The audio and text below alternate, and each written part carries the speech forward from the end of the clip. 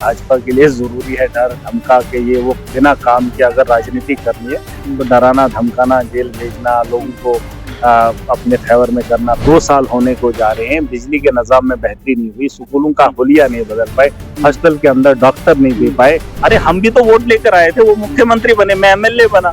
अब एमएलए बनने के बाद मैं लोगों को दोष नहीं दूंगा, मैं तो सरकार को पकड़ूंगा या सेंटर की सरकार को पकड़ूंगा कि अगर स्कूल बेहतर होंगे हंगामा क्यों होगा, अगर हॉस्टल बेहतर होंगे हंगामा क्यों होगा, अगर बिजली का निजाम बेहतर होगा हंगामा क्यों होगा। मैं इस समय आम आदमी पार्टी के दफ्तर पर मौजूद हूँ और यहाँ आम आदमी पार्टी के इकलौते विधायक जम्मू कश्मीर से डोडा विधानसभा से महराज मलिक साहब मेरे साथ मौजूद हैं।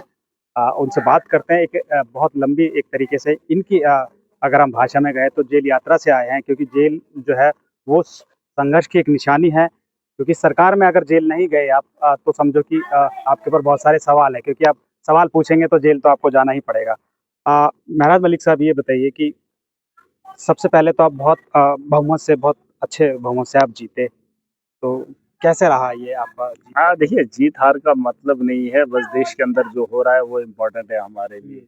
अभी जेल जाना जरूरी नहीं है, लेकिन ये भाजपा के लिए जरूरी है डर धमका के ये वो बिना काम के अगर राजनीति करनी है तो डराना धमकाना जेल भेजना लोगों को अपने फेवर में करना पैसे के दम पे, ये सारी चीजें फिर चलती रहती है। वरना हमारे यहाँ जमहूरियत है, जमहूरियत में बोलने का अधिकार है, बस उस जमहूरियत का जनाजा निकालने में माहिर है, तो इसलिए जेल फिर ये भेजना पड़ता है। क्योंकि जब इनकी मनमानी नहीं कोई मानता है तो ये अपना तरीका इस्तेमाल करते हैं। ऐसा नहीं है, संघर्ष हमारा है, हार जीत का मतलब नहीं है। लोगों की लड़ाई तब भी थी जब हम कुछ नहीं थे, जब जीते हैं तब भी लोगों की बेहतरी की बात है। इस मुल्क की बेहतरी के लिए हम लोग कोशिश कर रहे हैं और इस मुल्क को आगे बेहतर बनाने के लिए हम काम करेंगे। आपने जीतने के बाद नेशनल कॉन्फ्रेंस को समर्थन दिया, फिर उसके बाद समर्थन वापस ले, क्या रहा? क्यों ये ये क्या समर्थन सबसे इसलिए देता है आदमी के काम हो, जब वो खुद अपना मैनिफेस्टो पे काम नहीं किए तो हम उनके साथ रह के क्या करते, अपनी बात से वो मुकर जाते हैं। 2 साल होने को जा रहे हैं, बिजली के निजाम में बेहतरी नहीं हुई, स्कूलों का हुलिया नहीं बदल पाए, हॉस्टल के अंदर डॉक्टर नहीं दे पाए, तो 2 साल का कार्यकाल क्या दिखाएंगे वो लोग, है ना। कैजुअल लेबर परमानेंट नहीं कर पाए, जम्मू कश्मीर के नौजवानों को रोजगार नहीं दे पाए, पेपर लीक तो देश का मसला है। जम्मू कश्मीर के अंदर भी जेकेएसएसबी में धांधलियां होती रहती है, नौकरियां बिकती हैं, जम्मू कश्मीर के अंदर तो सरकारी पैसा बिकता है ना। तो ये चीजें जम्मू कश्मीर के अंदर हो रही है, तो यकीनन जब वो अपने मैनिफेस्टो पे अपनी बात पे खड़े नहीं उतरे, वो अपनी बात पे खड़े नहीं उतरे, तो आप मुझे बताओ हम उनके साथ खड़े होकर क्या करें। उनने लोगों के साथ वादा किया था, हम उनके वादे के साथ उनके साथ खड़े थे। तो कहीं ना कहीं ये सवाल उनको खुद से पूछना चाहिए और आपको उनसे पूछना चाहिए कि आपका मैनिफेस्टो था, आपने उस पर काम क्यों नहीं करा। तो क्या आपके ऐसे अगर हम बात करें कि जो मुद्दे, जिन मुद्दों से आपने समर्थन वापस लिया, वो कुछ बता सकते हैं कि कुछ ऐसा बहुत देखिए, सबसे बड़ी बात यही है कि बिजली के निजाम में बेहतरी नहीं कर पाए, है ना। बिजली के बिलों में जो इजाफा हुआ, जो उन सरकार बनने से पहले 200 था 250 था, वो आज इस वक्त 50,000 लोगों के घरों में भेज रहे हैं। स्मार्ट मीटर लगाए हैं, मीटर की रीडिंग नहीं हो रही है, अन्ना ढन किराया घरों के अंदर पहुंचाया जा रहा है, लोगों को परेशान किया जा रहा है। हेल्थ के अंदर जो है बेहतरी नहीं हुई है, डॉक्टर्स की कमी अभी भी है, पिछले 2 सालों से बेरोजगारी उरूज पर है, उसकी बेहतरी के लिए काम नहीं हुआ। देखिए, उसके अलावा जो यूटी के अंदर काम हो सकते थे उसमें भी सरकार विफल रही है। ये बात अलग है, लॉ एंड ऑर्डर की प्रॉब्लम जो है रही है, वो उनके पास नहीं है, वो चीज भी एक इशू है जम्मू कश्मीर के अंदर, ये सरकार के पास होना चाहिए। लेकिन अगर नहीं है, वो सिर्फ वहां पे नाकामी नहीं है, सरकार के पास जो जिम्मेदारियां हैं, जो डिपार्टमेंट्स हैं, उनमें भी कमजोरियां रही है। और ये मैं नहीं कह रहा हूँ, ये जम्मू कश्मीर की आवाम कह रही है, जिन लोगों ने उनको मैंडेट दिया। मुझे तो मेरी कॉन्स्टिट्यूंसी के लोगों ने मैंडेट दिया ना, वो तो डोडा की है। लेकिन जो जम्मू कश्मीर के अंदर एनसी को बहुमत मिला है, वो तो वो लोग भी नाराज है ना, वो भी जानते हैं कि उन्होंने वोट क्यों दिया था और उमर साहब कर क्या रहे हैं, एनसी की सरकार कर क्या रही है। तो कहीं ना कहीं उमर साहब को ये समझना चाहिए, ये वो राजनीति नहीं है कि आखिरी महीने में आप काम करेंगे या आखिरी महीने में कुछ ऐसा खलंदर कर देंगे कि लोग जो है भूल जाएंगे। ऐसा नहीं है, लोग नहीं बोलेंगे। मैं इस देश का हिस्सा हूँ, मैं जम्मू कश्मीर का एक नागरिक हूँ, मैं भी उस सरकार के अंदर काम कर रहा हूँ या उनके होते हुए। ये ऐसा नहीं है कि उनको जो परेशानी हो रही है उससे मेरी आवाम भी परेशान हो रही है, जिनके साथ मैंने वादा किया है। तो इसलिए उनको ये समझना चाहिए, यहाँ कोई कमी एक की नहीं है, जिनके हाथ में भी है उसमें भी कमजोरी है, और ये कमजोरी खुद बना रहे हैं। वरना ताकत आवाम ने इनको दी है, अगर वो ताकत के दम पर अपना काम करने के लिए खड़े हो जाते, मुझे नहीं लगता है बीजेपी को इतना घुटनों पे लाके खड़े कर देते। यार हमको मैंडेट जबकि काफी समय बाद में चुनाव हुआ था, एक उम्मीद थी एनसी से कि बहुत कुछ करेगी, लेकिन उसके बावजूद अरे खुद नहीं ना कर रहे हैं, हाँ। लोगों ने तो कर दिया ना, उन्होंने तो मैंडेट दे दिया, उन्होंने वोट दे दिया। जो दुनिया के अंदर वोट से बढ़कर है क्या? मोदी जी अगर चाय बेचकर हिंदुस्तान का प्रधानमंत्री बने, कैसे बने? चाय बेचकर थोड़ी ना बने, अरे लोगों के वोट लेकर बने। अरे हम भी तो वोट लेकर आए थे, वो मुख्यमंत्री बने, मैं एमएलए बना। अब एमएलए बनने के बाद मैं लोगों को दोष नहीं दूंगा, मैं तो सरकार को पकड़ूंगा या सेंटर की सरकार को पकड़ूंगा, जिससे मुझे लड़ना पड़े। लड़ना तो मुझे है, अब आवाम को सड़कों पर लाकर मैं ये लड़ाई थोड़ी ना लड़ूंगा। उनकी ताकत तो मेरे कंधों के साथ जुड़ी है ना, मेरे बाजुओं के साथ उनकी ताकत जुड़ी है। अब अगर मैं मुंह नहीं खोलूंगा, जुबान नहीं खोलूंगा, उसके उन लोगों के लिए कुछ करूंगा नहीं, तो ये सवाल उन पे उठेंगे, जायज है सवाल। तो क्या इसी बेबाकपने जो आप जिस तरह से अपनी बातें रखते हैं, क्या यही रीजन है कि आपके ऊपर हाँ। पीएसए लगाया गया है, जेल में डाले? देखिए पीएसए तो मुझे सेंटर की सरकार और एलजी हाँ। शासन ने लगाया हाँ। है ना, वो तो ब्यूरोक्रेसी ने लगाया। सरकार का मामला ये नहीं है। हाँ, उनकी वजह से, जैसे मैंने कहा कि हॉस्पिटल का मसला उठा, जब मैंने वहां हंगामा किया, मैंने पूछा कहाँ है डॉक्टर, जब डॉक्टर का काम कर सकते थे सरकार, उनने नहीं किया। लेकिन मैन पावर तो वहां पे एलजी की थी, वो इस वक्त लॉ एंड ऑर्डर उन्हीं के पास है, ये काम तो उन लोगों ने कर रखा है। लेकिन सवाल ये है कि अगर स्कूल बेहतर होंगे, हंगामा क्यों होगा? अगर हॉस्टल बेहतर होंगे, हंगामा क्यों होगा? अगर बिजली का निजाम बेहतर होगा, हंगामा क्यों होगा? अगर जमीन पे ट्रांसपेरेंसी से इम्प्लीमेंटेशन होगा, ब्यूरोक्रेट जो है अपना काम जिम्मेदारी से करेगा, तलवे नहीं चाटेगा, वो तो सेंटर की बात सुनता है, सरकार की नहीं सुनेगा, तो उसको तो या तो सड़क पे लाना है, या तो उसको काम सिखाना है, या तो उसको हटाना है। और वो हटाने का काम इनके पास अगर नहीं है, तो इनको तो लड़ना पड़ेगा ना। खामोशी से चुपचाप तमाशा कैसे देखोगे आप?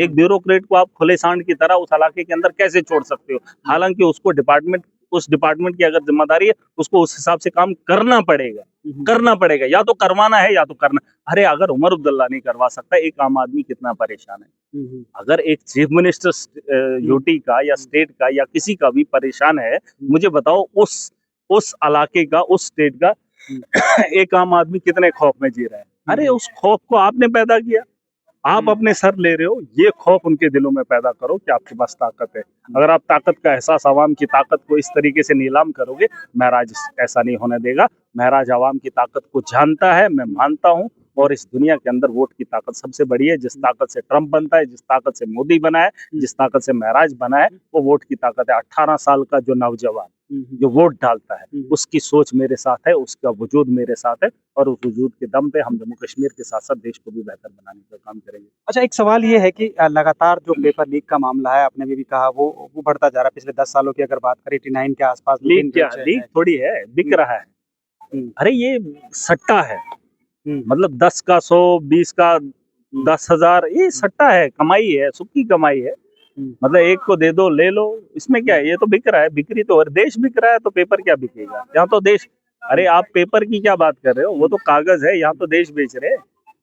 इन लोगों ने पहले भी वही किया, आप भी कर रहे हैं। आप लगातार अगर हम बात करें लगातार सांसदों की, आपकी पार्टी के भी कुछ सांसद बीजेपी में चले गए, और भी कई पार्टी टीएमसी हो गई, तमाम जो सांसद है वो टूटने का सिलसिला लगातार जारी है। देखिए ये तो कुछ चीजें हैं जो समझनी पड़ेंगी, बहुत सारी चीजें हैं। उनमें जो हमारे चड्डा जी हैं, उनकी वजह से ये सारा तामझाम हुआ, क्योंकि उनको बनाया गया था राज्यसभा के अंदर, एक ऐसी पोस्ट दी थी अरविंद जी ने, प्रधानमंत्री तो बना नहीं सकते थे, लेकिन एक अच्छी पोस्ट पे उनको बिठा दिया था।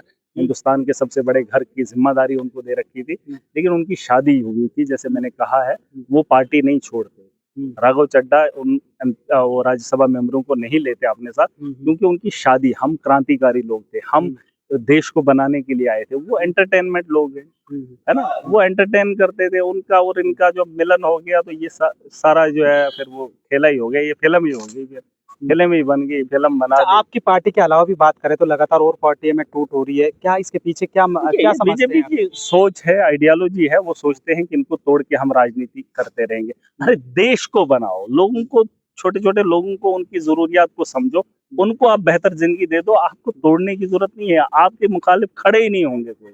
लेकिन जब आप ऐसा काम करेंगे, आप तो काम करेंगे नहीं, लोगों को तोड़ के आपको लगता है जिन नेताओं को आप लेंगे उनको वोट देंगे, नहीं। जो आपके खिलाफ है, आपकी पॉलिसी के खिलाफ है, नेता चाहे आप कितने ही ले लो, तो आपको वोट नहीं करेंगे लोग। बीजेपी को उखाड़ने में देर नहीं लगेगी। ये बाकी ममालिक में भी हुआ है, कोई पोलैंड है, क्या हॉलैंड है, कोई मुल्क है, उसके वहां पे भी उसने कानून बनाया था, उसने सारा ताम जाम अपने कंट्रोल में रखा था। लेकिन चुनाव हुआ है पिछले दिनों, वहां पे उसको उखाड़ फेंका है।